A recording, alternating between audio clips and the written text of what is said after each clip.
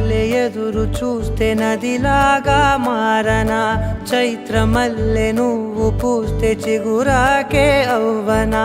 నన్నే వరించే యువరాజును అంట నీ